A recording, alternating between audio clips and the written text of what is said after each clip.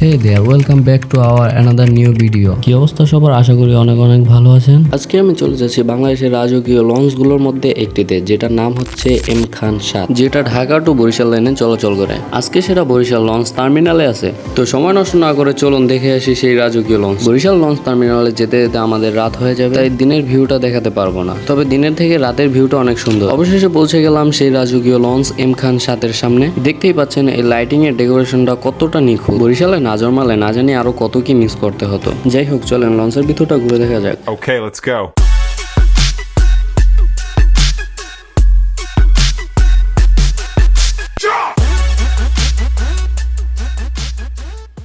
তো হাঁটতে হাঁটতেই দ্বিতীয় তলায় চলে আসলাম। এবার লঞ্চটির আসল সৌন্দর্য দেখুন।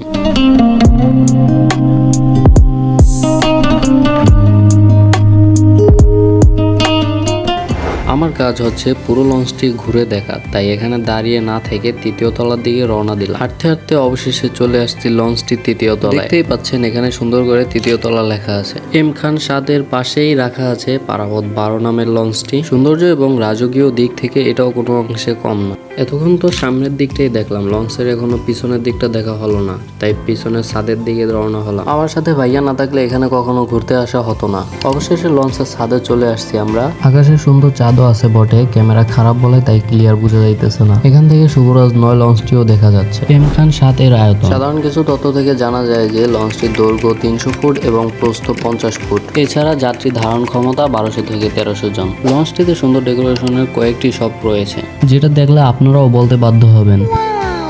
যাই হোক, কেবিনের সামনের দিকটা এখনো দেখা হলো না। চলে আসলাম কেবিনের পাশে। এখানকার সৌন্দর্যটা একটু অন্যরকম। পাশের চেয়ারে বসে নদীর ঠান্ডা বাতাস খাওয়ার অনুভূতিটাই আলাদা। লঞ্চটাতে বেশ ঘোরাঘুরি করলাম, এবার কিছু ছবি তোলার পালা। ছবি তোলার জন্য বেস্ট জায়গা হলো দ্বিতীয় তলা, তাই সিঁড়ি বেয়ে নেমে চলে আসলাম সেই সুন্দর জায়গাটায়। এবার নিজেদের কিছু ছবি তুলে নেব। এই ফটোগুলোই একসময় স্মৃতির পাতায় রয়ে যাবে, তাই আর দেরি করলাম না।